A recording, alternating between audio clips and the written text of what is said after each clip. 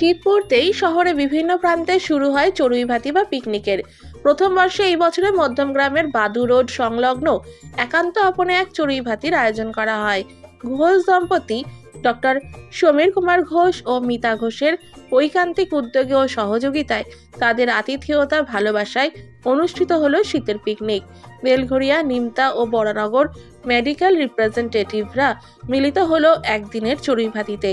এই দিনের অতিরিক্ত সংযোজন ফুটবল কিক এবং মহিলাদের মিউজিক্যাল চেয়ার খেলাকে কেন্দ্র করে পুরস্কৃত হওয়া এক আলাদা মাত্রা যোগ করে। এই দিনের চড়ুইভাতিতে সকাল থেকেই নাচ, গান ও আনন্দের মধ্যে দিয়ে ছোট থেকে বড় সকলেই দিনটি উপভোগ করেছে।